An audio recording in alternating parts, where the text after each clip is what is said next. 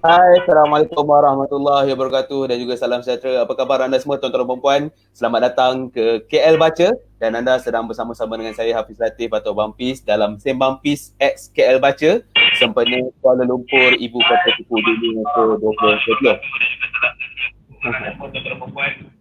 Ha, dia ada bertindih kat situ, tak apa puan. Tak ada masalah. Okay. Jadi anda semua tuan-tuan dan puan yang datang ke siaran langsung pada malam ni, saya nak ucapkan selamat datang. Terima kasih kerana sudah sudi bersama-sama dengan kami pada malam ini. Dan seperti yang saya maklumkan tadi, saya Hafiz Latif atau Bampis dan kita bersama-sama dengan Puan Khairul Aniza Khairuddin untuk Sembang Pis XKL Baca yang seterusnya, dan kita akan membawakan topik berkenaan dengan Mutiara Kasih Sri Kandi Rao. Dan kita bersama-sama dengan Puan Khairul Aniza pada malam ini untuk tempoh lebih kurang 1 jam. Kita akan cuba menelusuri perbincangan tentang masyarakat Rao, apakah yang ada dalam buku yang ditulis oleh Puan Khairul Aniza, dan juga mungkin ada tuan-tuan dan puan sendiri yang berkumpul pada malam ini yang ada pertanyaan, yang ada perkongsian mahu dikongsikan dengan kami juga, boleh sila tinggalkan di ruang komen dan kita akan sama-sama membincangkan pasal berkenaan dengan topik Mutiara Kasih Sri Kandi Rao. Baik, saya raikan tetamu kita pada malam ini, Puan Khairul Aniza. Semoga baik-baik saja. Apa khabar, Puan? Alhamdulillah, syukur. Encik Hafiz macam mana? Alhamdulillah sihat. Saya terkejut ni sebab malam-malam ni dalam pukul 9 pun Puan Khairul Aniza tetap bergaya. Maksud saya penampilannya tetap dijaga penampilannya, walaupun orang kata yalah malam pukul 9 malam dah hujung tahun, mungkin di rumah mungkin selalunya kita nak santai-santai saja, tapi aura tu tetap ada dengan warna birunya, Puan. Uh, dia warna biru ni warna pilihan, dia menaikkan aura. Itulah dia kan, menaikkan aura, Puan. Baik, okey. Apa pun, kita akan membicarakan tentang Mutiara Kasih Sri Kandi Rao. InsyaAllah kalau tak ada apa-apa nanti sepanjang 1 jam ni kita akan cuba telusuri perbincangan ni. Mungkin di peringkat awal ni Puan Khairul Aniza kan, mungkin boleh kongsikan dengan audiens kita di KL Baca pada malam ni pengenalan ringkas tentang diri Puan sendiri sebagai seorang pendidik. Saya difahamkan Puan sebagai seorang pendidik, jadi mungkin pengalaman ringkas menjadi seorang pendidik ni kan, dan apakah yang boleh Puan orang kata apa kongsikan dengan kita pada malam ni sebagai seorang pendidik yang juga merupakan seorang penulis. Jadi apakah peranan utama seorang pendidik yang juga seorang penulis ni di peringkat awal pengenalan diri dahulu. Penulis dan juga pendidik dalam masa sama penulis. Soalan. Alright. Assalamualaikum warahmatullahi wabarakatuh. Saya terlebih dulu nak ucapkan terima kasih pada Tuan Hafiz kerana sudi menjemput saya dalam Sembang Pis ni. Okey, sebut tentang pendidik. Jadi, saya percaya pada bila kita mendidik ni, bukan setakat kita sampaikan ilmu ikut sukatan pelajaran semata-mata. Okay. Dalam kita menyampaikan ilmu akademik, dalam masa yang sama kita juga menyampaikan sebenarnya pengalaman-pengalaman dan ilmu tentang kehidupan. Okay. Memang dalam pendidikan sendiri, kita sebagai guru, sebagai pendidik ni, seboleh-bolehnya cuba untuk mengaitkan isi pelajaran tu dengan kehidupan anak-anak didik kita. Jadi itulah timbulnya Mutiara Kasih Sri Kandi Rao. Salah satu sebabnya ialah dengan berkongsi pengalaman. Jadi anak-anak didik ni kalau baca buku ni, ataupun dia sebenarnya buku ni sesuai untuk siapa pun, dari kanak-kanak. Kalau tak boleh membaca, ibu bapa boleh bacakan, yang pernah dibuat oleh salah seorang pembaca saya yang membeli buku ni, dibacakan pada anak-anak. Yang menceritakan bagaimana cerita-cerita tu memberi pengajaran dan memberi pengajaran kepada anak-anak. Okay. Jadi di sini apa yang cuba saya sampaikan ialah melalui cerita-cerita ni ada teladan di sebaliknya, ada ilmu yang boleh, ilmu tentang kehidupan, bagaimana survive, untuk survival, ya. Jadi saya suka, memang saya sangat menggalakkan rakan-rakan guru untuk menulis. Dia tak kira menulis dalam menyampaikan ilmu tu sama ada dari segi ilmu akademiknya ataupun menulis dalam bentuk sastranya ataupun kita ikut trend yang terbaru ialah buku kisah hidup. Ini adalah buku kisah hidup, buku autentik, cerita yang sebenar tetapi ditulis dalam bentuk cerita, penceritaan yang ada sesi dialognya, dan ada ialah ciri-ciri sastranya. Jadi itulah bila dikatakan penulis dan masa yang sama pendidik, saya kira yang bukan guru pun sebenarnya bila dia menulis secara tak langsung dia mendidik. Jadi situasinya alhamdulillah lah saya direzekikan guru BM. Guru BM salah satu dia bukti dia guru BM tu bila dia boleh menulis lah. InsyaAllah jadi boleh jadi panduan. Okey, ini buku cikgu. Ini cikgu tulis. Cikgu ajar karangan, kan? Ini bukti dia. Ini menarik ni Pak. Ini menarik ni. Saya akan pegang ni untuk nanti saya bagi tahu dekat cikgu-cikgu bahasa Melayu yang lain di mana-mana saja. Sebagai bukti ni, cikgu bahasa Melayu yang mengajar kita karangan daripada zaman sekolah rendah, sekolah menengah, yang mengajar kita ABC, inilah sebenarnya sahutan. Saya anggap ini sebagai seruan juga sebenarnya Puan. Seruan juga kepada cikgu-cikgu yang mengajar subjek bahasa Melayu di sana. Semoga ada, insya-Allah nanti satu hari nanti akan ada buku hasil karya sendiri. Kalaupun mungkin tidak dalam bentuk buku solo misalnya, mungkin cikgu-cikgu yang di luar sana boleh juga menghasilkannya dalam bentuk antologi. Jadi mungkin itu sebagai permulaan. Sebab saya tak nak masuk lagi tentang buku Mutiara Sri Kandi, Mutiara Kasih Sri Kandi Rawu ni Puan, tapi saya nak tarik dulu pengalaman Puan tadi sebagai seorang pendidik yang menulis tadi tu. Sebabnya saya terbaca satu status Puan tadi berkenaan dengan yang tahun 2020 ni, walaupun pandemik, walaupun orang semua terkurung dan sebagainya, tapi Puan menghasilkan tulisan, menghasilkan buku sangat banyak. Ada yang dalam bentuk solo, ada yang dalam bentuk antologi. Jadi apabila Puan mengatakan tentang cikgu mengajar subjek bahasa Melayu harus menulis, dan itulah bukti dia sebagai seorang penulis, sebagai seorang pendidik bahasa Melayu.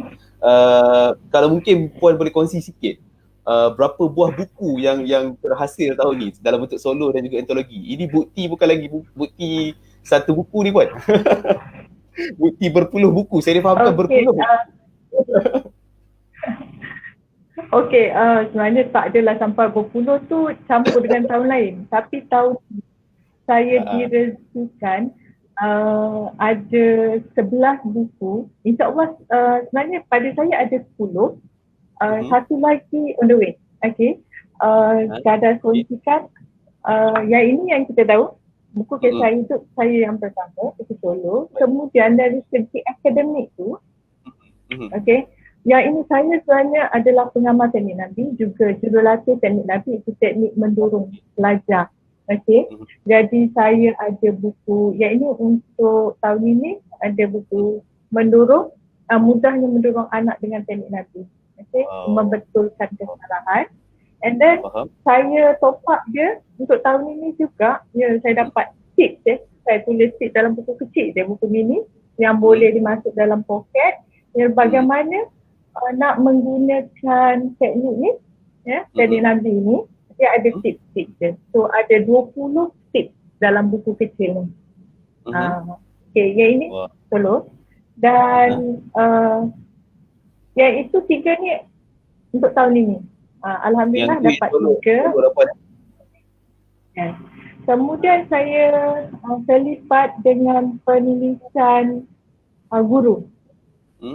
Sekarang ni berkat saya kira usaha daripada Puan Sidia mengumpulkan kami, begitu juga dengan Lin. Kami panggil Lin je lah kan. Beliau yang banyak mengumpul lah guru-guru untuk menulis. Kalau Puan Sri lah membimbing kami. Sebenarnya ada dalam satu set ni ada 5 buku. Ada 5 buku cerita tentang guru. Tapi saya alhamdulillah saya dapat kongsikan 4. Dalam setiap buku ni ada cerita saya. Nasib baik tak tahu semua Puan. Kalau tak 5 buku ada. Dia bukan sebab apa, bukan tamak tau. Sebenarnya saya terlibat dua. Terlibat dua. Tapi di saat biasalah cabaran dan dugaan dalam menulis ni bukan semua yang kadang-kadang tu ada halangan. Jadi bila ada halangan, ada yang menarik diri di saat akhir. Jadi kita ni bermain dengan, sebenarnya bukan main lah, kita ni dia melibatkan ramai orang. Jadi bila melibatkan misalnya antologi macam ni, dia melibatkan ramai orang, melibatkan time frame, masa. Jadi kan apabila seorang tu tarik diri, dia macam jadi stuck bang. Jadi terhalang. Itu sebabnya macam puan ni dia akan dia hubungi saya. Dia kata, okay, sebab dia tak cerita. Kita untuk kita top up.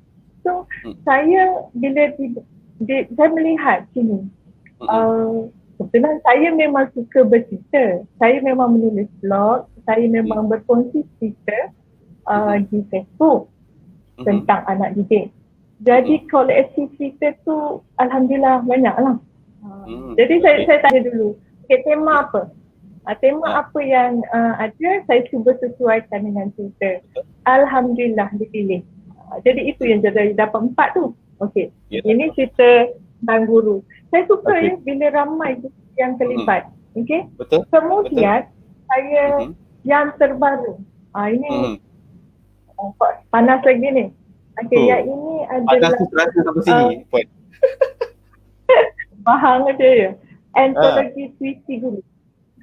Ini adalah yang ini MDKM.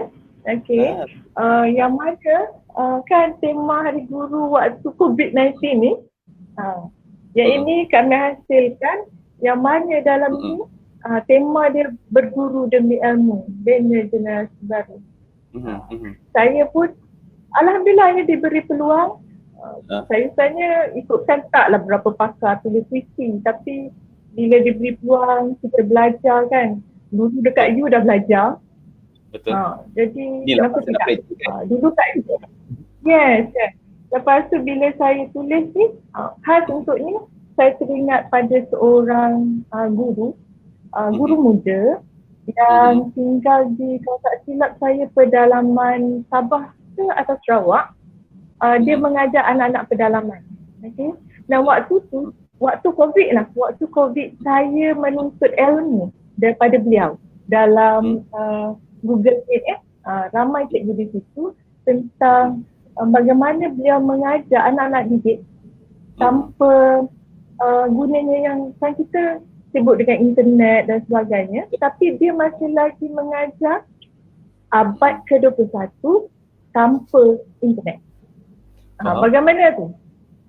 Tapi bila dia buat, kami lihat, saya amat kagum. Waktu itulah, waktu ni saya memang menceritakan tentang beliau. Bagaimana beliau dapat menjadikan anak didik tak boleh keluar, tak kenal, kalau tak silap saya tak tahu macam mana mesin bahasa tu berfungsi. Mesin yang apa, minuman tu pun tak tahu. Jadi kan anak didik tak boleh keluar, dia membawa anak di luar tu, dunia luar kepada anak didik. Yang itu saya suka. So saya kongsikan di sini. Kemudian yang ini sebelum tu saya dapat yang ini. Yang ini adalah cerita anekdot tebal ni. Daripada 8 conference kan. Yang ini saya bila tengok ada peluang tu, saya ambil. Saya tengok okey lah, kalau setakat berapa? 700 patah perkataan, right. Itu alhamdulillah sekejap lah. Saya pegang perkataan tu, kalau setakat tu. Sebab dia bukan apa tau, nak menulis tu, nak memulakan tulisan tu mungkin berat. Dia kan, tapi bila dah menulis, dia susah nak stop. Jadi bila dia minta supaya hadkan 500 patah perkataan, jadi macam apa lagi nak buang ni, rasa banyak lagi, rasa sayang buang kan. Okay. Yang itu. Dan dilema kita selalunya bila menulis. Yes. lepas tu saya pun tak pasti. Yang ini pun satu lagi. Saya suka terlibat dengan apa? Satu lagi syarikat Nuha. Nuha Resources kan. Alright, Encik Nasir. Okay. Encik Nasir ni, saya kenal Encik Nasir ni dengan Nuha Kreatif ni disebabkan oleh Puan Sriza. Masa memula saya menulis dalam BKS Solo tu. Di situ saya diperkenalkan dan beliau lah membantu kami. Kami ada 20 orang dalam BKS Solo. Di dalam menulis kisah hidup tentang diri sendiri ataupun keluarga lah. Di situ, jadi selepas itu saya terlibat untuk apa lagi yang lebih membahagiakan dan yang dalam proses tu puisi tentang Rasulullah. Iaitu kami baru lagi lah tarik tutupnya, last minute juga hantar. Jadi tengoklah rezeki dia bagaimana, ada rezeki insyaAllah. Itulah, itu buku untuk tahun ini. Menarik. Itulah tadi saya sengaja je nak bawa perbincangan pada malam ni sikit tentang seorang pendidik yang menulis, kerana bukan apa, kadang-kadang ada sering kali pun sebelum ni ada yang bertanya pada saya jugalah, kadang-kadang dalam bengkel dan sebagainya kan, macam mana nak menulis buku, macam mana nak menulis buku, tak sanggup nak tulis panjang-panjang sampai sebuah buku misalnya. Sebenarnya ada, kalau katalah momentum tu mungkin belum datang lagi untuk menulis buku solo, ada cara lain, iaitu kita menulis antologi bersama dan sebagainya, supaya itu memberi lonjakan awal, semangat awal, supaya nanti pada akhirnya akan adalah munculnya buku-buku solo pula kan Puan kan. Jadi itulah sebenarnya saya nak bawa kepada kita pada malam ni sikit. Dia yang kalau tengok pada situasi sekarang ni memang banyak projek antologi. Cuma kita itu yang kata circle. Kita berada di circle yang betul. Misalnya saya ni berada dalam kumpulan pengkarya guru yang di bawah Puan Sridia pula kami dikenali sebagai karyawan guru. Jadi di situ apa sahaja peluang penulisan, ada projek penulisan akan disebarkan. Jadi sanggup tak sanggup je kan. Yes. Dan memang kadang tu saya tak terebut lah semua. Saya pun kenapa nak rebut semua. Kita kongsi-kongsi lah. Sebab dari situ masa pun dugaan juga lah. Alhamdulillah lah kalau kata 10 tu pada saya pun tak sangka. Baik, Alhamdulillah. Itulah sedikit tadi Puan Karaniza dan juga audiens kita pada malam ni yang berada di Kuala Lumpur, Ibu Kota Buku Dunia. Maafkan saya, di KL Baca. Sempena Kuala Lumpur, Ibu Kota Buku Dunia. Terima kasih sudah bersama dengan kita untuk bersama-sama dengan Puan Karaniza ni pada malam ni. Sebenarnya topik kita perbincangan pada malam ni adalah tentang Mutiara Kasih Sri Kandi Rao. Ini sebuah buku yang dihasilkan oleh Puan Karaniza sendiri juga. Tetapi sengaja saya ingatkan pada awal ni tadi juga perbincangan berkenaan dengan penulis dan pendidik ini kerana ia memberi nilai tambah kepada kita semua pada malam ni, insyaAllah. Baik, okey. Puan, kita boleh teruskan dengan perbincangan tentang buku Mutiara Kasih Sri Kandi Rao lah. Mungkin di peringkat awal pengenalan dahulu, Puan Karaniza boleh kongsikan dengan kita sebelum nanti kita akan raikan juga tetamu-tetamu yang ada pada malam ni di ruang komen. Terima kasih kerana sudah bersama dengan kami. Mungkin Puan K boleh kongsi dengan kita. Saya sebut Puan K lah sebab tadi saya nampak nama Puan K kan. Karaniza panjang sangat. Puan, saya panggil Puan K boleh? Okay. Memang biasanya saya memang dikenali dengan panggilan Puan K. Oh ya ke? Ke ada yang panggil Ibu K juga? Memang saya kalau dari Facebook di sekolah pun memang panggil Puan K lah. Oh ya ke? Memang itulah panggilan nama. Sebab mudah kan? Pendek je. Nama panjang sangat. Alright. Saya teruskan Puan K. Okey. Mungkin pengenalan Puan tentang buku Mutiara Kasih Sri Kandi Rao. Apa sebenarnya yang menjadi pencetus inspirasi Puan K menghasilkan buku ini? Sebelum kita nak menyelam lebih dalam tentang buku ni, tapi awalnya macam mana buku ni boleh terhasil, kenapa ia dihasilkan, apakah yang mencetus inspirasi untuk menghasilkan buku Mutiara Kasih Sri Kandi Rao ni? Silakan Puan. Okey. Sebenarnya mula-mulanya saya nak menulis tentang kisah saya sebagai anak Rawa. Rawa, kadang-kadang dia panggil kan tulisan biasanya Rawa, R-A-W-A. Tapi juga sebenarnya bermaksud Rawa. Kalau dari segi bahasanya dia sebut bukan. Kami dalam bahasa Rawa ni dia sebut Rawa. Tapi Rawa. saya, lidah saya ni dia terkejap sikit dah. Sebab saya ni mak yang Rawa. Ayah yang di Perak Tengah kan. Jadi kami bercakap di dalam rumah Buddha bahasa sekolah. Jadi dari segi lidah payah jugalah kan nak bercakap, tapi saya faham. Saya faham dari segi bahasa dia, sebabnya mak saya kalau dia marah keluarlah bahasa Rawa. Itu dia. Okey. Memang kalau marah bahasa lain kan? Dia memang tak boleh. Dia memang bahasa asal dia lagi lancar kan. Okey. Saya nak menulis kisah saya. Yang mana kisah waktu kecil ni, saya memang daripada keluarga susah. Mungkin saya melihat kesusahan ibu saya yang membesarkan 7 orang anak. Dan saya adalah anak yang kedua. Jadi di situ sebenarnya saya ikutkan keinginan asal. Saya nak, biarlah adik-beradik saya tahu. Kan kadang tu adik yang kecil-kecil ni bila dia dah besar tu dia tak rasa tahu kesusahan tu. Mungkin yang ujung-ujung tu lah, nombor 5, nombor 6, nombor 7 tu kan. Okay? Jadi di situ ada yang mungkin mak tak cerita, saya tak cerita.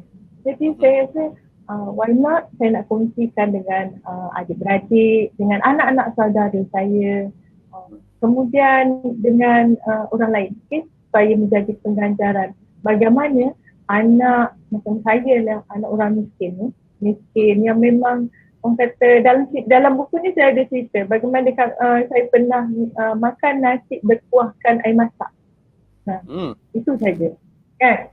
Jadi di situ mungkin ada kisah dia nak menunjukkan betapa beruntungnya anak-anak sekarang.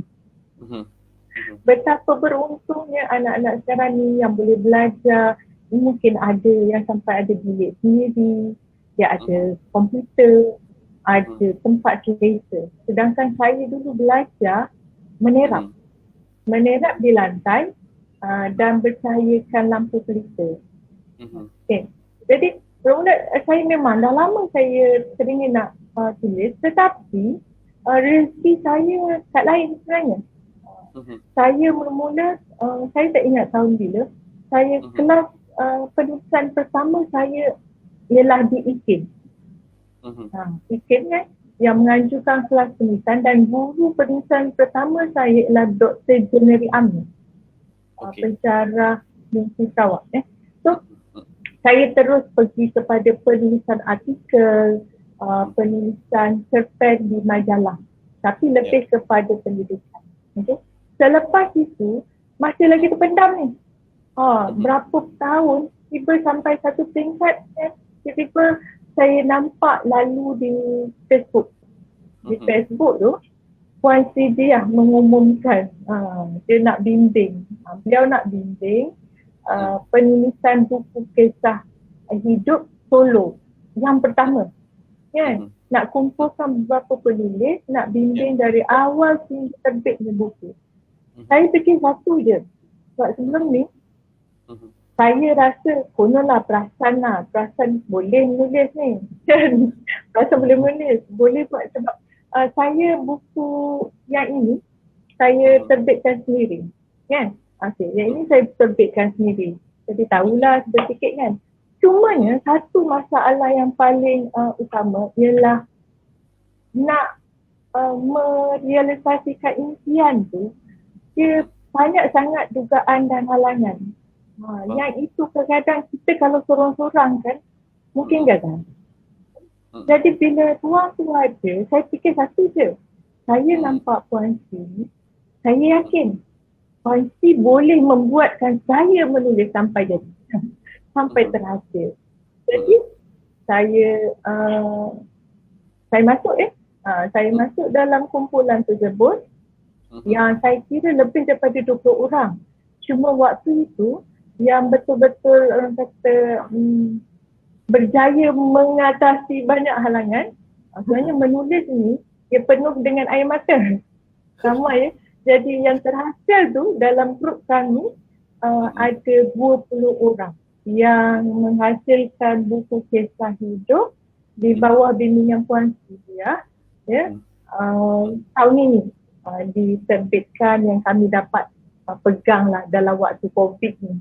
Kami dapat pegang. Pelancaran dia terpaksa ditunda. Dia kata dia tunda kan, dah setahun kena tunda. Terpaksa ditunda disebabkan oleh COVID-19 lah. Jadi itulah permulaan dia. Bagaimana saya dengan Allah datangkan peluang dan saya kira satu yang ini ada satu lagi yang menyebabkan saya teruskan juga niat untuk menulis walaupun sebenarnya dah siap. Dia dah siap. Tapi saya beritahu pada Puan Sri, saya rasa macam saya tak nak hantar. Walaupun dah dibimbing kan, saya tak nak hantar cetak ni. Saya rasa macam tak bagus je. Dia ada rasa tu, rasa macam ada ke orang nak baca cerita ni. Lepas tu ada ke nanti kan orang kutuk aku lah. Dia macam-macam tau. Untuk tak menjadi tu macam-macam. Jadi Puan Sri kata fikir baik-baik. Dan fikir dulu, tak apa. Kalau rasa tak nak hantar dulu, rasa tak puas hati tahun depan. Tapi yang membuat saya hantar juga sebab waktu tu mak saya jatuh sakit. Mak saya jatuh sakit dan cerita ni sebenarnya daripada aku anak rawa, tajuk awal-awal tu saya dah ubah. Saya kata dia bukan cerita tentang saya lagi. Saya nak cerita tentang ibu saya.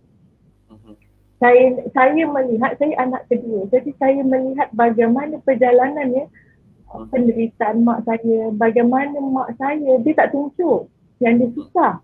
Tak tunjuk tetapi waktu tu saya dalam 7-8 tahun lah macam tu. Saya nampak mak saya mengalir air mata atas sesuatu kisah. Dalam ni boleh tahu. Saya ceritakan di sini. Yang mana kan waktu tu saya dengan mak saja waktu malam di bawah sinaran lampu. Okay. Saya ceritakan di sini. Apabila kami mendapat satu cerita yang amat mengejutkan di situ. Jadi kan saya kira why not? Saya ubah. Saya terus fokus pada mak sebab waktu tu mak pun masuk keluar hospital. Dan saya bila lihat mak kan, saya kata saya nak kena cepat. Siapkan buku ni, kena cepat cetak buku ni sebab saya nak hadiahkan pada mak.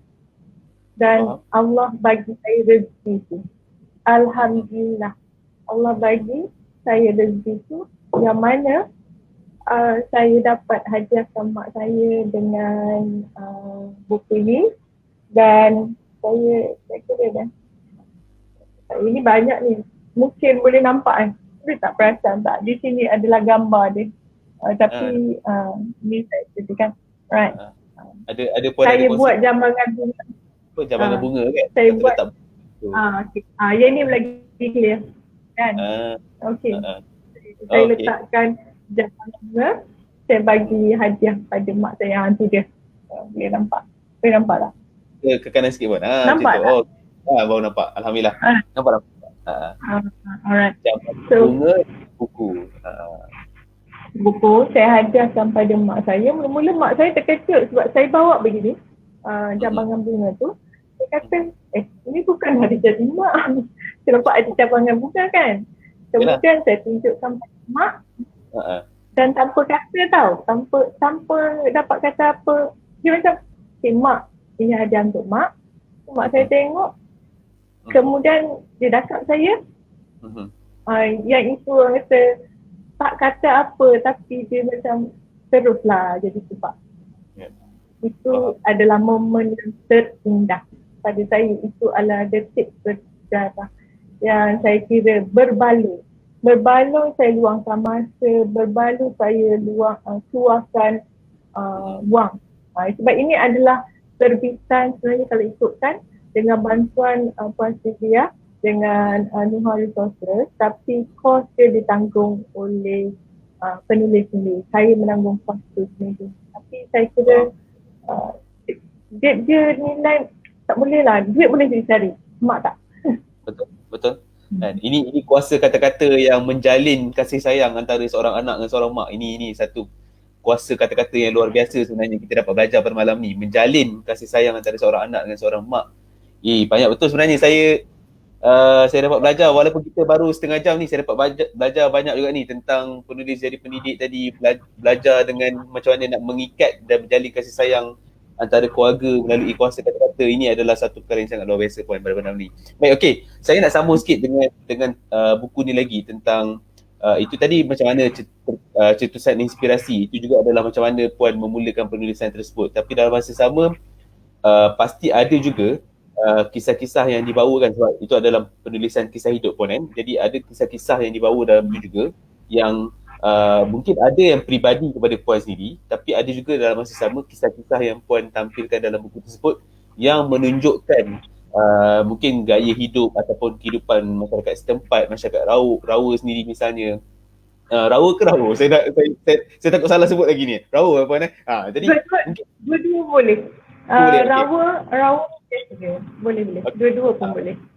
Jadi mungkin ada yang kisah peribadi, tapi ada juga yang mungkin Puan mencatatkan juga kisah-kisah berkenaan dengan masyarakat Rawa sendiri kan. Mungkin kalau Puan boleh kongsi dengan kita pada malam ni tentang gaya hidup ataupun kehidupan masyarakat Rawa sendiri yang mungkin pada pandangan Puan agak unik dan lain berbanding dengan masyarakat lain yang biasa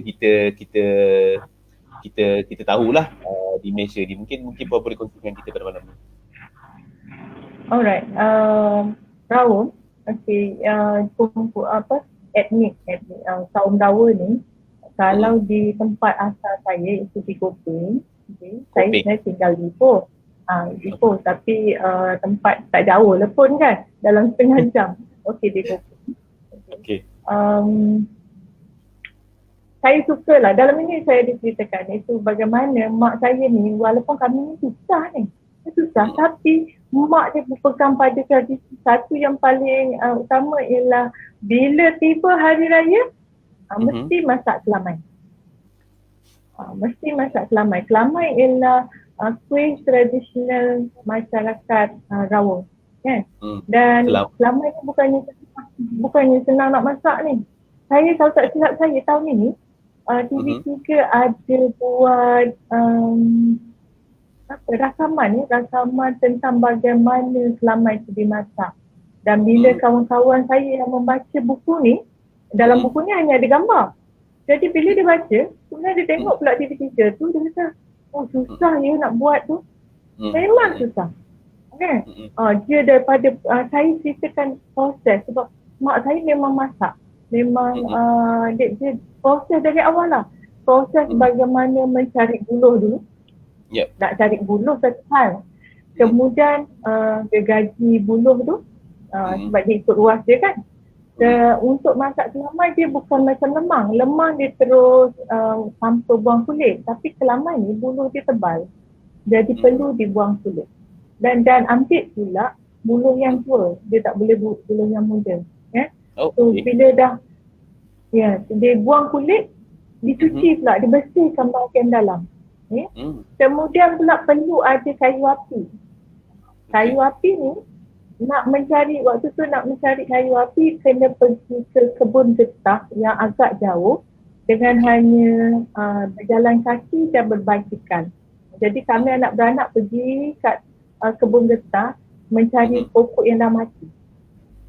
Pokok yang baru mati tu dia kena jemur lah, itu susah lagi. Jadi saya pun dengan abang saya waktu tu kami belajarlah menggergaji. So saya ni boleh gaji apa yang 2 orang boleh, yang 1 orang tu pun boleh. Jadi selepas itu kami akan bawa macam saya bawa yang kecil lah. Mungkinlah waktu tu dahan kecil lah kan. Saya bawa, tapi ada juga cerita yang macam mana saya waktu bawa tu lalu di anak sungai. Tiba terpijak, dia termasuk dalam air, kalau terjatuh dalam air, tapi ialah air tu cetek kan. Itulah antara pengalaman tu. kena gelak dengan adik-beradik lain lah.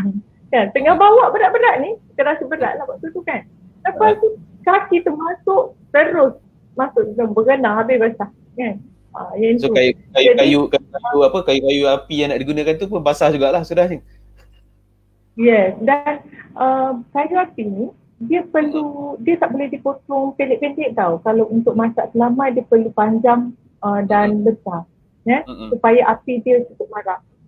Tapi dalam masa yang sama rumah saya menggunakan kayu api. Jadi ada juga yang dipotong-potong kan, kalau ada dalam cerita selalu orang kapak kayu terbelah kan. Okay. Saya dulu pun belajar, saya gunakan kapak, belajar untuk membelah kayu. Pandai lah juga, tak tahulah skill tu ada ke tak sekarang. Tapi waktu tu, jadi cara nak susun, nak bagi cepat kering pun ada teknik dia. Betul. Di situ ialah kemahiran hidup lah yang ibu saya ajar. Jadi selepas itu, cara nak menyediakan bahan pun ambil masa. Yang mana saya ceritakan basic lah. Dalam sini memang saya ceritakan dia perlukan beras pulut. Beras pulut tu kena rendam dulu. Lepas rendam nak kena jemur dulu bagi kering. Selepas itu kena menumbuk. Kami panggil menumbuk lah. Kena tumbuk bagi halus. Kan? Dia kalau zaman sekarang ni guna blender tak sedap. Dia tak boleh guna blender. Lain jadi dia buat.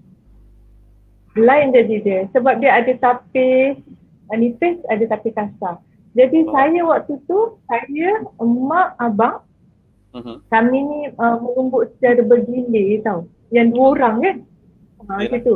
Kena kan? Okey, yang style macam tu lah belajar. Jadi penat tu. Tapi kan nak buat waktu kecil dulu, seronok. Menumbuk tu walaupun penat tapi seronok apa? Rasa macam mainan tau. Supaya kita tak belaga. Kita kan menumpuk tu tak belaga kan. Jadi di situ saya waktu kecil tu tak rasa susah tau sebenarnya. Walaupun ialah dengan miskinnya dan keadaan yang ni, tapi saya gembira. Saya memang mestilah sebab mak saya ni dia jaga kalau di rumah tu makan berapa kali semua mak masak. Dia ikutkan sarapan dia tengah hari. Petang mak saya cukup suka buat kuih, petang dan malam. Tu 4 lah. Kalau kita kat hotel 6 kan, kalau pergi tu senang. Tapi mak saya bagi 4. Cuma ada masa tu, biasalah sampai peringkat kita, ialah waktu tak ada lah. Betul. Waktu ada, saya masukkan di sini ubi kayu rebus. Ubi kayu rebus, dengan sambal belacan. Yang itu cukup menyedihkan. Kan? Malam-malam macam ni dekat pukul 10 malam ni puan sebut pasal ubi kayu cicar dengan gula pun saya dah jadi dah kan. Ini kan sambal belacan. Lepas tu dia minum dengan kopi kan. Minum kopi obat tu lagi kan. Kan. Dapat pula waktu hujan. Saya sejuk aircon je lah ni kan. Dia bukan sejuk hujan. Tapi bila puan cakap pasal pengalaman membuat kelamai jadi tu, saya teringat sebenarnya seingat saya lah pernah ada satu ketika dahulu di Majalah 3 tak silap saya membuat liputan berkenaan dengan masyarakat Rawa di Gopeng juga kalau tak salah saya lah, berkenaan dengan kelamai dan juga masyarakat Rawa sendiri dalam Majalah 3. Mungkin kalau ada nanti mungkin kita boleh tonton semula di hari-hari yang akan datang. Tapi teringatlah betapa pengalaman itu sebenarnya sangat mahal, dan ini juga seperti apa yang saya selalu dipesan oleh Tuan Zamri Muhammad Ziri misalnya kan, apabila puan macam Puan Ki lah misalnya, bila menulis kisah hidup dan sebagainya dan mencatatkan masyarakat Rawa sendiri, ini adalah sebenarnya seperti apa yang kalau Tuan Zamri biasa pesan kepada saya jugalah dan juga mungkin kepada orang lain di luar sana, iaitu membumikan kebijaksanaan tempatan.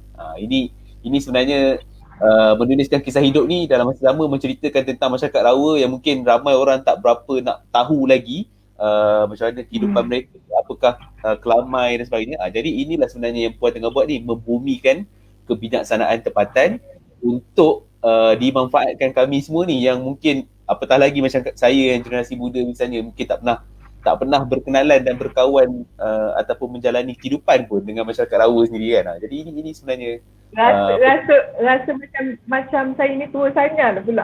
Generasi muda. taklah. Nak tunjuk apa tu? Okey. Okey, Macam saya nak nak tunjuk satu. kalau nampak saya tak pasti, boleh nampak tak? Okey, ini Boleh. gambar nampak tak?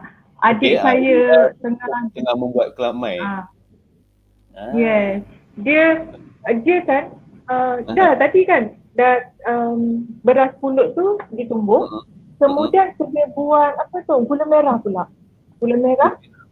Dah kita masakkan gula merah, kena tapis lagi. Kemudian tak cukup lagi tu, dia ada 3 bahan utama. Kelapa. Kena buat kristik. Kristik dalam jumlah yang banyak. Saya pun tak pasti ada berapa biji. 10 saya rasa. Kristik. Yang mana semua tu dicampur. Bila gula merah tu dah kecut, dicampurkan 3 bahan tadi. Ya? Kemudian diperam. Baik. Peram selama 3 hari. Bayangkan proses tu saya dapat bayangkan sebenarnya Puan sangat lama berbanding dengan kalau saya dulu-dulu dengan Atuk Opah duduk buat lemang misalnya, nak beraya kan. Kalau buat lemang tu saya rasa macam mungkin 2-3 jam pun tak buat kan. Tapi ni bila Puan cerita ni nampak proses sangat lama lah. Tapi kan Puan, okey, bila cakap pasal kelamai ataupun bila cakap pasal masyarakat Rawa sikit, mungkin kita boleh Puan boleh kongsi juga dengan kita, selain daripada di Gopeng misalnya, ada tak lagi masyarakat Rawa yang berada di tempat lain yang mungkin Puan K tahu juga yang boleh kongsikan dengan kita, ataupun mungkin sebenarnya audiens pada malam ni ada juga yang masyarakat Rawa juga, bolehlah tinggalkan dia orang komen kan, siapa-siapa Puan K dalam bahasa Rawa. Mana dah tahu kan ada audiens pada malam ni. Dia yang setahu saya di Gopeng, di Tanjung Malim ada. Dan kalau di negeri di Kampar ada. Okey. Dalam Gopeng tu sepanjang jalan ke Kampar tu ramai orang Rawa. Di Kampar ada gitu. Di negeri lain di Raut Pahang. Ada. Yes, di Raut Pahang. Tempat yang lain saya tak berapa pastilah. Cuma setahu saya memang ada satu saya tak pasti NGO ke, tapi memang ada usaha untuk mengumpulkan orang-orang Rawa. Okey. Dan saya dulu pernah ikutlah sekejap. Cuma saya tak pasti bagaimana yang terputus sikitlah hubungan tu. Cuma kumpulan ni yang pernah membuat lawatan ke Rawa di Palembang, di Sumatera, silakan pergi menjejak kaki dengan ahli keluarga di sana. Ini menarik. Yang itu ada. Saya cukup kagumlah dengan usaha tersebut, dan ada usaha untuk membukukan sejarah Susu Galuh kaum Rawa. Yang kaum Rawa ni kalau ikutkan dia datang ke tanah Melayu ni disebabkan mereka terpaksa melarikan diri. Waktu tu kalau tak silap saya penjajah Belanda kan. Jadi nak lari sebab dengan rajanya dengan semua keturunan Rawa ni cuba dihapuskan. Jadi peringkat awal yang datang ke tanah Melayu lebih merupakan pedagang. Macam Unyang saya sendiri, kami panggil Unyang atuk kepada atuk. Unyang. Jadi Unyang kami panggil Unyang lah. Unyang ialah seorang pedagang. Dia memang dulu di Gopeng tu dia buka kedai. Dia keturunan itulah pedagang kan. Tapi kemudian saya kalau tak silap saya tahun 1800 tu. Saya dalam kini saya buat rujukan lah. Saya buat juga rujukan akan kehadiran etnik, bagaimana etnik Rawa tu boleh sampai ke tanah Melayu kan. Dalam buku ni memang saya ada kongsikan. Saya buat rujukan, iaitu saya buat rujukan yang mana yang kemudiannya yang paling besar penghijrahan beramai-ramai ketika melarikan diri. Dan waktu itu sebenarnya mereka tak berani nak mengaku mereka etnik Laos sebab takut dibunuh. Kan? Jadi bila sampai kat sini membuat penempatan di tanah Melayu lah. Itu yang ramai ikut kan. Kiranya yang datang tu dia ada dua ya. Satu keturunan raja, satu lagi ialah hulu balang, panglima kan. So saya bukan keturunan raja. Yang mana kalau dia kaum Rawa ni, dia terus siapa yang awal. kena buat. Sebabnya orang Rawa satu lagi dia terkenal dengan adat berjojak. Betul ke sebenarnya? Okay, berjojak. Adat berjojak. Iaitu maksudnya jejak tu maksudnya kita letakkan kaki di tanah lah kan. Yang mana keturunan raja ni nanti marah orang Rawa sebut saya kena betulkan. Keturunan raja ni dia perlu menjalani satu upacara dulu yang mana sebelum anak-anak ni boleh memijak tanah. Kalau tidak mungkin ada sesuatu yang negatif boleh berlaku. Dulu lagi kuat lah. Mungkin sakit dan sebagainya. Ada seorang artis tadi tu, kalau tak silap saya, dia ada buat keduri berjejak tu. Jadi bila dia buat macam tu, itu perjalanan saya tak. Saya ni boleh je tidak kan. Saya ni dalam jadi maksudnya keturunan pahlawan lah tu kan. Pejuang. Itu yang saya namakan. Itu yang saya ambil nama ni Sri Kandi. Sebab kan Sri Kandi ni kan wanita yang berjuang kan. Tetapi kali ni bukannya berjuang mengangkat senjata. Tak. Tapi berjuang dalam membesar dan menyara anak-anak. Bukan sedikit. 7 orang yang berderet-deret tu kan. Dalam suasana dengan kehidupan yang sebenar. Tapi mak saya mampu lakukan. Itu yang saya namakan. Jadi tiba kata Sri Kandi Rawo. Rawo tu sebab saya memang suka ejaan ni. Dia lain sikit kan sebab sebutan tu. Sri Kandi Rawo. Mutiara kasih ni lebih kepada betapa pada saya nilainya kasih sayang ibu kepada anak-anak tu, sanggup susah payah, sanggup sembunyikan kesedihan. Ada waktu ketika yang mana ayah saya telah hilang. Waktu tu dia menjadi tentera dan kami dikabarkan ayah hilang kan. Jadi itu adalah situasi yang saya kira bukan salang-salang orang yang mampu nak hadapi semua tu kan. Jadi itulah. Alright. Puan kalau boleh kongsi dengan kami malam ni, kalau dalam kalangan masyarakat Rawa sekarang ni, Puan generasi yang keberapa? Kalau yang setelah berpindah ke Malaysia, generasi yang keberapa Puan? So kalau ikut kan, tadi unyang saya memang dari sana. So unyang, lepas tu atuk, mak saya lah, 4 kan? Generasi yang keempat. Atuk, mak, generasi yang keempat lah. Oh, okey. Antara yang terawal juga lah. Antara terawal lah. Umur pun berapa kan? Tak apa, kita tak perlu bagi tahu umur kat sini. Tapi tak apa. Masalah. Okay. Baik, okey. Kita ada beberapa waktu lagi lah yang boleh kita luangkan dengan tuan-tuan perempuan pada malam ni. Tapi dalam masa sama, saya rasa elok juga kalau kita dapat raikan teman-teman yang bersama dengan kita pada malam ni, Puan K. Jadi saya akan tampilkan salah seorangnya, iaitu Puan Junainah Abdul Jalil. Puan K Kamarudin yang selalu memberi inspirasi kepada guru-guru untuk turut menulis. Okey. Ni rakan-rakan guru nampaknya banyak ni, Puan K, insyaAllah. Puan Rohaid. Saya kat sini saya tak dapat lihat. Oh Tak ya. tahu dia tak muncul. Selalunya kalau screenshot saya boleh nampak. Tapi tak tahu, saya tengok kat sini saya dah tak nampak lah. Tak apa. Tuan Tak apa, Hafiz nanti kena bacakan. saya bacakan, tapi nanti kalau selepas sesi ni nanti kalau puan nak tengok semula komen-komen mereka, boleh pergi ke KL Baca, nanti puan boleh respons balik lah kepada komen-komen mereka ni. Puan Rohaidah Yun bagi memberi komen juga, tahniah Encik Hafiz dan Puan K, perbincangan yang menarik, alhamdulillah, semoga dapat bermanfaat ya perbincangan kita pada malam ni Puan K, insyaAllah.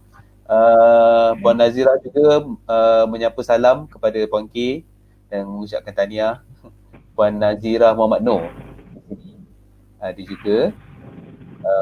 Puan Azlina Awang, Ishak Syamsuddin. Ni tadi Puan K ada sebut tentang Kak Lin tadi ni. Ni Lin Rahman. Kak Lin kita. Syabas PG. PG ni pengkarya guru lah. Pengacara guru. Lin, tanpa Lin macam kami akan kehilangan lah. Itu yang kami pegang lagi, Lin sampai sekarang. Lin harus dipegang sampai sekarang, Kak Lin. Kak Lin, Syabas PGK, cerita yang sangat menarik dan memberi inspirasi kepada rakan-rakan lain untuk menulis juga. InsyaAllah semoga nanti perkongsian yang Puan K bawakan pada malam ini akan dapat memberi dan mencetus inspirasi, memberi semangat kepada rakan-rakan para pendidik yang lain untuk menghasilkan karya mereka pula, sama ada dalam bentuk solo ataupun dalam bentuk antologi, insyaAllah. Dia sini, Tuan Hafiz, dia mudah dia sebenarnya. Dia kan jangan takut-takut. Macam kata Tuan Zamri kan, tulis. Dia tak tahu, kita cari tahu. Saya pernah dengar ada anak murid yang menceritakan pada saya, dia bagikan dia kata satu je. Tak tahu, jangan cakap sebut tak tahu. Tak tahu, cari tahu.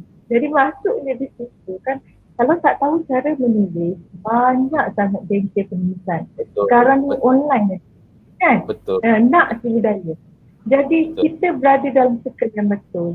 Masuk dalam kumpulan dan seperti yang kami dalam kumpulan DKA Solo ni saling memberi semangat. Di situlah kami cerita, rasa tak mampulah nak teruskan, rasa secu sangatlah. Dia ada bab yang bila menulis tu dia tersentuh hati. Jadi rasa tak mampu nak tulis. Jadi waktu tu orang ni pula yang beri semangat. Waktu dia pula jatuh di sini pula bantu. Jadi di situ kita kerja walaupun menulis solo tetapi sebenarnya kerja berjemaah. Itu yang mana. Kerja dia kerja berjemaah yang mana kita perlu berada dalam dalam bulatan atau rangkaian yang saling sokong menyokong, saling memberi semangat. Itu penting, sangat penting dalam menulis ni. Jadi jangan cari alasan. Jangan cari alasan untuk tak menulis. Tapi cari cara untuk jadikan apa yang kita nak sampaikan tu dalam bentuk tulisan. InsyaAllah, Allah akan bantu. InsyaAllah. Baik, okey. Di hujung sesi, Puan K. Tadi Puan K sempatlah belanja kita sikit kan tentang buku yang dinyatakan pada malam ni, iaitu Mutiara Kasih Sri Kandi Rawa kan. Tapi belanja sikit-sikit tu tak puas lah saya rasa. Jadi mungkin untuk lebih puaskan hati kami sebagai pembaca ni kan. Kami pun nak tahu juga, insyaAllah manalah tahu kalau nak dapatkan buku Mutiara Kasih Sri Kandi Rawa ni, mungkin Puan K boleh kongsi dengan kita pada malam ni. Macam mana nak dapatkan buku tersebut, berapa harga yang harus harus dibayar, di mana nak cari. Mungkin Puan boleh kongsi dengan kita pada malam ni untuk ramai penonton kita pada malam ni yang mungkin nak dapatkan buku tersebut. Ada yang dah dapatkan, alhamdulillah. Yang belum dapat ni kan, teruja nak dapatkan juga ni tentang buku Mutiara Kasih Sri Kandi Rawa ni. Boleh kongsi tak dengan Puan? Okey. Sebelum tu saya nak kongsikan sikit konten dia. Kat dalam ni saya kongsikan saja, bukan setakat cerita, tapi dalam ini juga dilihat bagaimana mak saya dipentingkan pelajaran. Penting sangat pelajaran, sanggup bersusah payah asalkan anak dia berjaya dalam pelajaran. So kalau ada kisah sekali, boleh tak saya kongsikan sedikit? Boleh. Okey. Tak masalah. Ada satu cerita. yang mana mak saya mendapat kad laporan yang tulis di situ tak hadir. Jadi mak saya marah sangat. Dia kata tak hadir ni kenapa? Kamu konten sekolah. Dia kata sebab setiap hari pergi sekolah, kenapa ada hari tak hadir? Rupanya saya beritahu waktu tu saya mewakili sekolah dalam pertandingan perlawanan rounders. Itu macam apa tu? Softball tu kan. Okay. Jadi saya tak dapat. Lama saya tak dengar perkataan rounders tu. Itulah dulu rounders saya memang wakil sekolah. Jadi waktu tu tak hadir disebabkan berlawan lah. Ada perlawanan. Jadi cikgu waktu tu adakan ujian. Jadi dia buatlah tak hadir sebab tak ada ujian. Jadi mak saya ni punya marah bila saya cakap, mak saya wakil. Dia kata kalau wakil pun kenapa tu dia tak hadir, kenapa tak diberi ujian pada waktu lain. So mak saya tanpa saya ingatkan habis kat situ. Rupanya mak saya pergi jumpa guru besar. Okey. Jumpa guru besar. Dan bila jumpa guru besar dan akhirnya pendekkan cerita. Ya. Dia kata pendekkan cerita terpaksa ambil exam tu lah. Exam matematik tu. Saya sebenarnya lega tau tak ambil ujian. Tapi rupanya terpaksa juga ambil. Okay. Jadi itu antara cerita dia. Dan ada juga sebenarnya resepi dan bagi pencipta kucing. Mak saya tu memang sayang kucing. Jadi di sini ada cerita. Saya melihat sendiri bagaimana kucing melahirkan anak. Jadi mak saya ada tips-tips yang mak saya beri, saya kongsikan di sini. Okey, nak dapatkan buku ni boleh hubungi saya WhatsApp di 010 788 0699. Okey, 010 788 0699 atau pergi saja ke Facebook saya atas nama penuh saya Khairul Aniza Mekadudin. Di situ bolehlah PM saya untuk dapatkan. Dan istimewa ya untuk hujung tahun esok dah last year tahun 2020 ni, saya nak hadiahkan bersama dengan buku 20 jurus kata dalam tindakan melentur tingkah laku murid. Yang ini sebenarnya tips ni boleh diaplikasikan juga untuk anak-anak. Dia kalau teknik Nampi ni dia sebenarnya untuk semua, cuma kita tukar sikit kata-kata. Bagaimana kita jangan mengkritik tetapi kita memuji, kita nak membetulkan kesalahan pun ada kata-kata yang kita ikut sebenarnya berdasarkan hadis Nabi Muhammad SAW. Jadi saya hadiahkanlah. Ini istimewa ni untuk malam ni pun Yes, untuk malam ni. Untuk malam ni dan untuk sesiapa yang menonton secara langsung ni pada hari esok insya-Allah. Yes. Yang ini buku ni harga dia RM30. Okay, sebenarnya yang ini harga dia RM10. Tapi saya bagilah dengan satu harga. Hadiah-hadiah malam ni. Baik. Itu harga tak termasuk pos kan? Nanti kalau siapa-siapa yang dah WhatsApp siapa-siapa yang dah WhatsApp Puan K nanti insya-Allah nanti Puan K boleh bagi tahu maklumat lanjut lah tentang pengeposan dan sebagainya. Tapi sangat menarik lah sebenarnya untuk pada malam ni Puan sebab saya sendiri sebenarnya banyak lagi tentang masyarakat Rawa ni yang saya kurang tahu kan. Ada yang sempat saya dengar waktu masa saya sebut tadi lah, sempat saya tonton di Majalah 3 dan ada bacaan-bacaan yang di internet dan sebagainya yang sempat saya baca lah. Tapi untuk memiliki buku Mutiara Seri Kandi, Mutiara Kasih Seri Kandi Rawa ni, insyaAllah saya kejap lagi saya WhatsApp Puan untuk dapatkan juga. Tapi untuk anda semua jangan lupa untuk dapatkan juga sebabnya ada hadiah buku. Ini bonus lah yang Puan K bagi pada malam ni. Okey, Puan K sikit lagi. Apa tu? Di belakang ni ada glossary. Boleh nampak ke? Tapi saya rasa tulis balik. Okey, di glossary saya guna dialek juga. Ada dialog menggunakan dialek Rawa. Tapi saya kongsikan makna dia sekali. Buat apa? Kadang kalau nak sebutkan saya takut apa tau? Macam orang apa? orang nak cakap Kelantan tapi bunyi Siam. Macam tu yang selalu perumpamaan dia lah. Macam saya nak cakap bahasa laut. Bunyi lain, mak saya marah pula. Dia kata sebut dia betul. Itulah. Copek. Itu saya sebutlah copek. Copek tu cepatlah. Okay. Lepas tu, pepajar. Pepajar tu apa? Tak tahu. Macam Tuan Hafiz lah. Apa tu? Budak-budak. Pepajar tu ialah budak-budak. Saya budak-budak. Ya Allah Tuanku. Ada anak muda. Adalah saya guru. Tapi Puan ada testimoni secara langsung ni daripada Mas Darina Muhammad Ani. Alhamdulillah dah baca buku ni. Memang menarik. Ni ada testimoni secara langsung ni Puan. Nampak. Alhamdulillah. Saya ni ada kawan dia komunikasikan saya.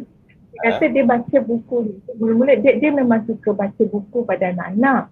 Kan? Anak-anak yang sekolah rendah ni.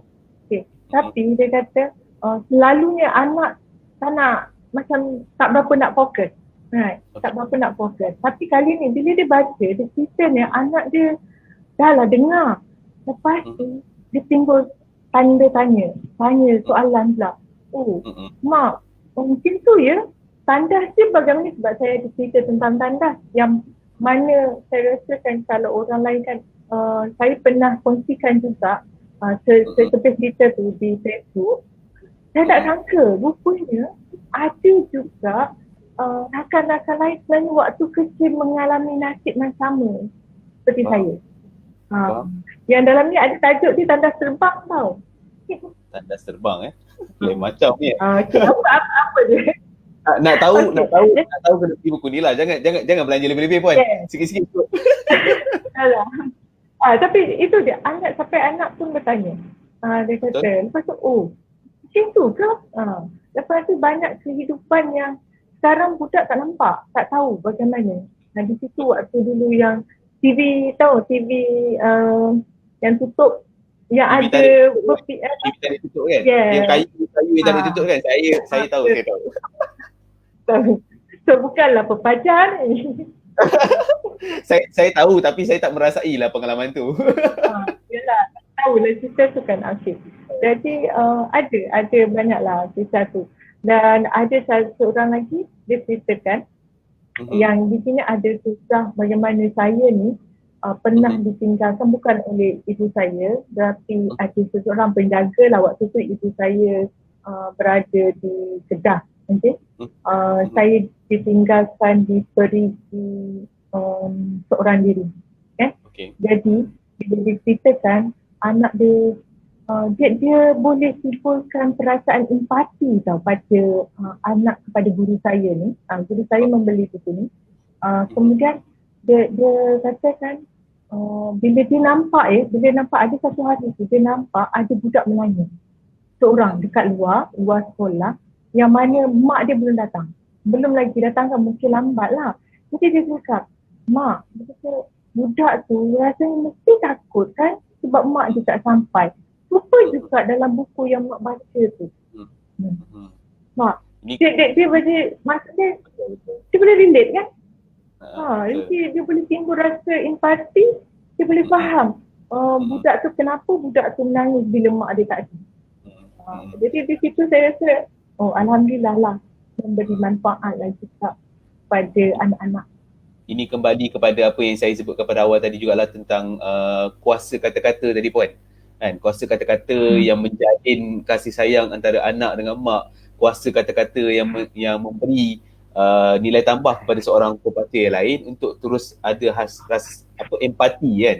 Dan itu memberi pengalaman yang luar biasa kepada mereka sebagai seorang pembaca. Dan saya harapkan insyaAllah nanti selepas sesi ni ada ramai lah yang berpusu-pusu WhatsApp Puan K nanti untuk mendapatkan buku Mutiara Kasih Sri Kandi Rawa ni, insyaAllah kan. Saya harapkan begitulah nanti. Tapi Puan, di hujung 1 minit yang terakhir, 1 minit terakhir ni kalau Puan boleh kongsikan dengan kita semua pada malam ni, mungkin ada gagasan ataupun ada pandangan ataupun ada saranan yang Puan K mahu berikan kepada kita semua, audiens pada malam ni, sebagai orang kata yang boleh dibawa ke tahun hadapan lah, sebab kita pun sedar tak sedar ni esok dah hari terakhir tahun 2020 ni kan. Jadi mungkin ada saranan tentang budaya membaca ke, tentang penulisan ke yang puan boleh kongsikan dengan kita pada malam ni untuk kita bawa semangat tu menjelang tahun 2021. Dalam fasa kita semua mungkin masih lagi tercari-cari ni, pandemik ni entah bila nak berakhir pun tak tahu kan. Tapi ada saranan ataupun ada pandangan yang Puan K boleh kongsikan dengan kita pada malam ni? Saya memikirkan seminit tu, okey, seminit. Saya kira ada dua. Okay. Saya ada dua. Nak menulis, dia perlu membaca. Okay. Baca tu penting. Orang kata tak ada masa. Masa ni memang tak akan ada. Kita memang sibuk. Saya pun sibuk. Saya bekerja 8 sampai pukul 6 kadang berbalik. Dan tak boleh nak fokus pada ni. Tapi masa, kita perlu cari masa tu. Kita perlu peruntukkan masa tu. Okay, walaupun sekejap. 5 minit tak apa tapi konsisten. Okay? Kemudian bila tu, ingat satu. Bila saya suka tentang konsep buku kisah hidup. Kita rasa kita ni bukan siapa-siapa. Kita biasa tu yang saya mendengar pun, saya pun bukan siapa-siapa. Siapa nak baca. Tak, yang kita ingatkan setiap huruf yang kita tulis, setiap cerita yang memberi manfaat, kebaikan. InsyaAllah kita sentiasa doa, waktu menulis doa, ya Allah ya Tuhan tu, biarlah apa yang aku tulis ni memberi manfaat pada orang lain. Ya? Jadi dia membawa satu perkongsian, saya rasa perkongsian pengalaman, dan kita boleh selitkan, ada banyak tips tau, kemahiran hidup kadang kita rasa orang tahu, tapi mungkin lagi generasi sekarang tak tahu. Ya? Di situ kita boleh kongsikan yang mana benda ni boleh mendatangkan saya anggap khazanah ilmu yang kita tinggalkan. Janganlah pula nanti kita aku rasa nak menulis sampai sekarang tak menulis lagi. Jadi jangan menyesal. Dan kita bila tiba kita dah tak mampu nak menulis, kita misal dulu patutnya aku menulis. Tak. Jadi catatlah walaupun macam Puan Sri kata, walaupun kita tak sebar untuk orang tapi cukup untuk anak-anak kita, keluarga kita.